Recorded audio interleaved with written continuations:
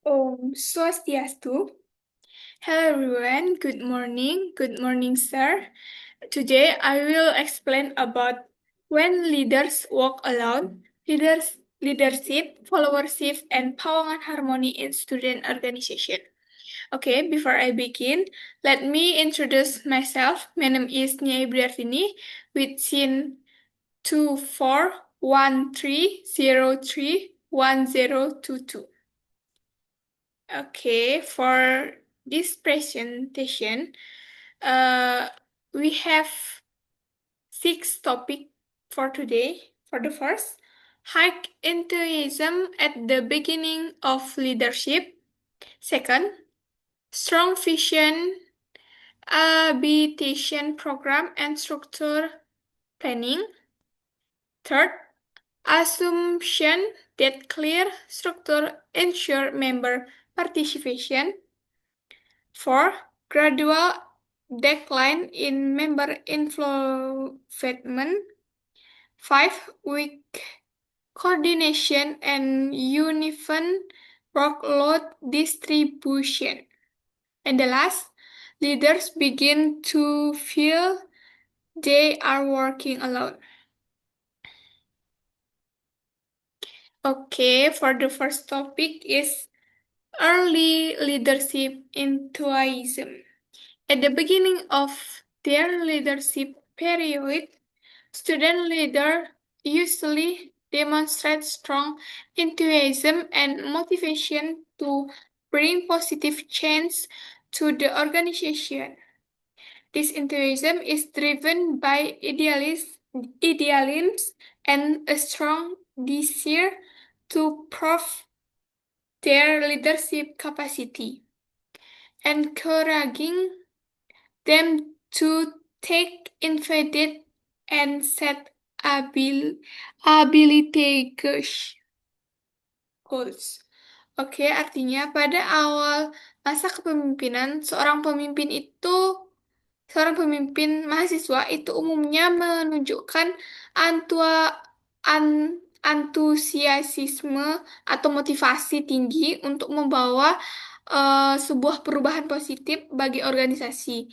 Nah, antusiasisme ini itu didorong oleh idealisme serta keinginan kuat untuk membuktikan bahwa kapasitas kepemimpinan mereka itu layak digunakan sehingga mendorong pengambilan inisiatif dan penetapan tujuan yang ambisius. Nah, ciri-ciri fase ini meliputi yang pertama itu ada high personal commitment. This phase is marked by a strong personal commitment from leaders to their roles and responsibilities. Itu artinya pemimpin menunjukkan keterkaitan atau ketertarikan kuat terhadap peran dan tanggung jawabnya dalam sebuah organisasi yang meliputi komitmen pribadi yang tinggi. Second, willingness to dedicate time and energy. Leaders are willing to invest significant times and energy in organization activity. Yang kedua itu adalah sebuah kesediaan mengorbankan waktu dan juga energinya. Nah, seorang pemimpin itu bersedia mencurahkan banyak sekali waktu dan juga tenaganya dalam kegiatan organisasi.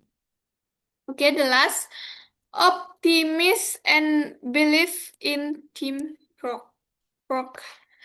Leaders remain optimistic about organizational success and believe that collective progress can be achieved through teamwork and collaboration. Yang ketiga itu adalah sebuah optimisme dan keyakinan pada sebuah kerja tim. Nah, biasanya seorang pemimpin itu percaya bahwa keberhasilan organisasi itu dapat kita capai melalui kerjasama dan kolaborasi sebuah tim atau kerja tim. Oke, second topic, vision-driven strategic planning. For the first, is strong vision. Leaders develop a clear and forward-looking vision that serves as a foundation for decision making and guides to overall overall direction and long-term goals of the organization. Nah, yang pertama itu adalah sebuah visi yang kuat. Nah, pemimpin merumuskan sebuah visi yang jelas dan berorientasi tentang masa depan sebagai dasar pengambilan keputusan serta penentu arah dan tujuan jangka panjang dalam sebuah organisasi. Oke, second, habitation program. Leaders design involved and habitation program that respond to organizational needs and aim to create meaningful and sustainable impact for members and stakeholders. Nah, biasanya yang kedua itu adalah program ambisius. Nah, seorang pemimpin akan merancang sebuah program-program inovatif dan ambisius yang menjawab kebutuhan organisasi serta em, bertujuan memberikan dampak yang bermakna dan juga berkelanjutan bagi anggota dan eh, yang memang mempunyai kepentingan. Oke, the last structure planning. Leaders apply systematic, well-organization, and realistic planning to ensure that program can be implemented effective, efficient, and accordance with pre- predetermined timelines. Oke, yang terakhir itu adalah sebuah perencanaan terstruktur. Nah, biasanya em, pemimpin itu pemimpin itu menerapkan perencanaan yang sistematis, terorganisasi, dan realistis agar program dapat dilaksanakan secara efektif, efisien, dan sesuai dengan jadwal yang telah ditetapkan. Okay, the next material is assumption of structure effectiveness. Okay, leaders often assume that a clear organization structure and formal role distribute on sufficient to ensure active member participation. This assumption places strong emphasis on hierarchy and task division, while overlooking the importance of relation, engagement, communication, and emotional influence is in sustaining members' commitment. Nah, materi selanjutnya itu adalah sebuah anggapan efektivitas struktural. Nah, seorang pemimpin sering beranggapan bahwa struktur organisasi yang jelas dan juga pembagian peran dalam sebuah organisasi itu sudah cukup untuk menjamin partisipasi aktif dari anggota organisasi. Nah, anggapan ini terlalu menekankan hierarki dan pembagian tugas, namun mengabaikan pentingnya keterlibatan relasional, komunikasi, serta ketertarikan emosional dalam menjaga komitmen anggota. Nah, dampak dari anggapan ini itu, for the first, limit impact of formal roles. Okay. Clear laws and tax distribution do not automatically create motivation or commitment among members. Nah, dampak yang pertama itu adalah sebuah dampak terbatas terhadap peran formal. Pembagian peran yang jelas tidak optimis atau tidak optimal dalam menumbuhkan motivasi dan komitmen dari anggota organisasi. Oke, second, reduce creativity and ownership.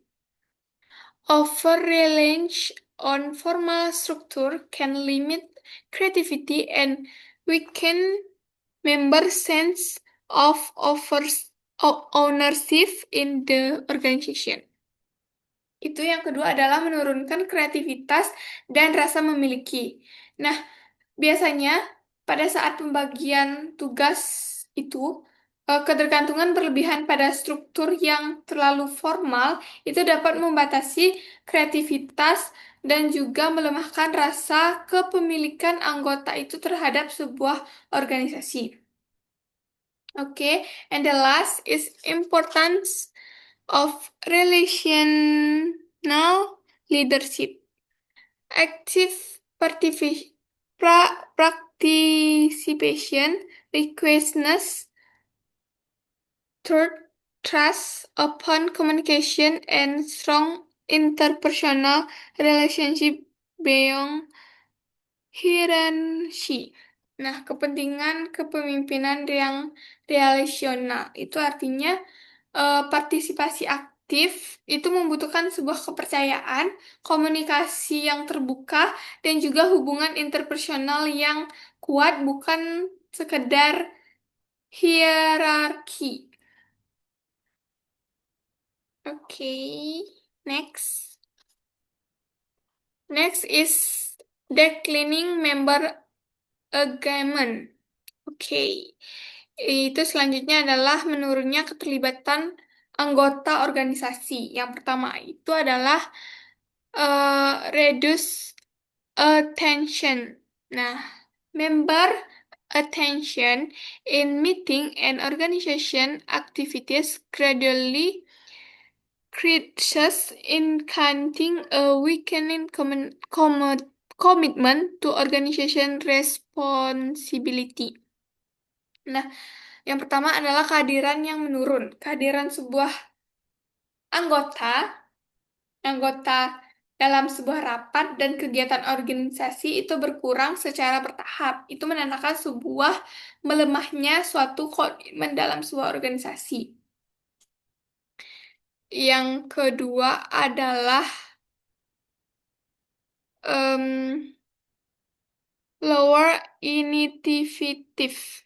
Members now declining initiative and are less willing to take responsibility beyond a sickness tax. Oke, yang kedua itu adalah inisiatif yang rendah. Anggota itu semakin enggan untuk memberikan tanggung jawab di luar tugas yang diberikan.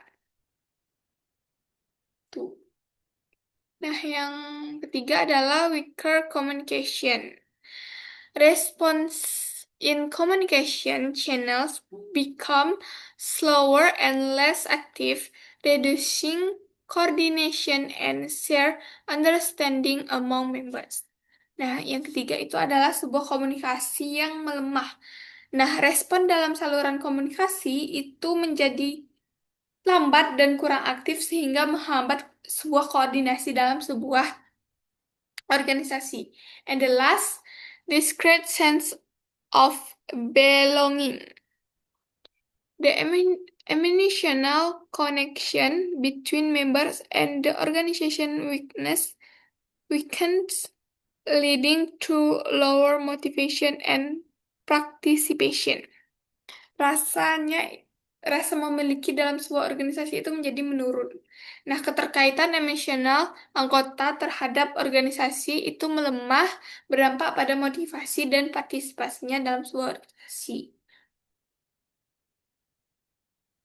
Okay, the next material is coordination and workload challenge. Oke, itu sebuah tantangan em, dalam sebuah koordinasi dan beban kerja. Yang pertama itu adalah poor interdivision coordination. Limit communication between division cases misunderstanding and delay in task execution. Itu koordinasi yang lemah, itu menyebabkan pengulangan tugas dan menurunnya efisiensi organisasi. Oke. Next, task correction. Work workouts are often correction on a few active member, creating imbalance in responsibility. Yang kedua ada yang namanya em, yang kedua itu adalah beban kerja itu sering em, tidak merata atau sering berpusat pada beberapa anggota yang aktif. Itu menciptakan ketidakseimbangan dalam sebuah tanggung jawab. Oke. The next, effective work process. Weak coordination leads to repeat tasks and reduce organization efficiency. Itu apa namanya? Komunikasi antara divisi itu em, apa ya namanya? Dia kayak berkurang begitu. Jadi prosesnya itu jadi lebih tidak efisien. And the last, increase leaders burden. Itu artinya uh, invent workless, increase pressure on leaders and contributes to exhaustion. Itu biasanya beban kerja yang tidak merata meningkatkan tekanan pada seorang pemimpin dan memicu kelelahan. Okay, the next is leadership visualization. Leader experience increasing emotional and physical exhaustion as they continuously handle responsibilities with limits, assistance, the lacks of shared workload gradually, gradually reduce their energy and motivation. Leaders begin to feel unsupported where members know low involvement in organization tasks and decision making. This condition creates a sense of working alone rather than leading a collective team. Nah, pemimpin mengalami kelelahan emosional dan fisik yang meningkat akibat terus-menerus memikul tanggung jawab dengan dukungan yang terbatas. Jadi, dukungan atau support itu terbatas, tetapi tugas itu terus ada gitu. Nah, kurangnya pembagian beban kerja secara adil itu eh, secara bertahap itu mengurangi energi dan motivasi seorang pemimpin. Nah, pemimpin mulai merasa tidak didukung ketika anggota menunjukkan keterlibatan yang rendah dalam tugas dan pengambilan keputusan organisasi. Kondisi ini menimbulkan perasaan yang bekerja sendiri bukan memimpin secara tim kolektif. Nah, jadi sebuah kalau di Trihita Karana kita kaitkan dengan yang namanya palema, pawongan. Jadi kayak semua itu harus punya tugas yang merata. Jadi kita harus tetap ada komunikasi, ada tugas yang merata, juga ada rasa memiliki dalam sebuah organisasi itu dan juga apa namanya kita harus sebagai pemimpin kita tidak harus berjalan sendiri, tetapi harus ada orang lain di belakang kita yang membantu kita agar tidak terjadi yang namanya rasa kelelahan, rasa tidak ingin melaksanakan tanggung jawab itu, gitu. Jadi, pawongan itu harus kita seimbangkan, kita jaga harmoninya, gitu. Terus, apa namanya, dalam sebuah organisasi, kita harus memberikan mereka itu sebuah kepercayaan untuk bisa menumbuhkan kreativitas mereka karena kalau mereka tidak merasa merasa diri mereka itu tidak berkembang di sebuah organisasi maka mereka akan acuh tak acuh kepada organisasi jadi kita harus memberikan kesempatan mereka untuk tumbuh di sana juga apa namanya juga memberikan mereka ruang untuk terbuka akan masalah yang ada. Okay, the conclusion is student leadership often start with strong enthusiasm and clear planning, but relying on structure alone can lead to lacking member involvement and weak coordination. When participation decreases, workloads and become unbalanced, causing leader to feel insolent. Effective leadership requires shared responsibility, open communication, and collective achievement. Itu artinya adalah kepemimpinan mahasiswa sering diawali dengan antusiasme yang tinggi dan perencanaan yang matang. Namun, ke kebergantungan pada sebuah struktur semata dapat menyebabkan penurunan keterlibatan anggota dan lemahnya koordinasi.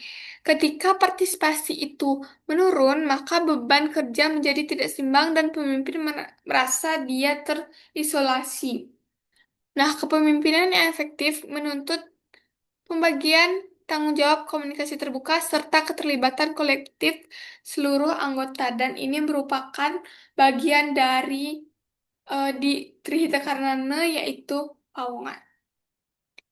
Okay, that's all for me. Thank you for your attention. I close with Parama Santi. Om Santi Santi Santi Om. Thank you.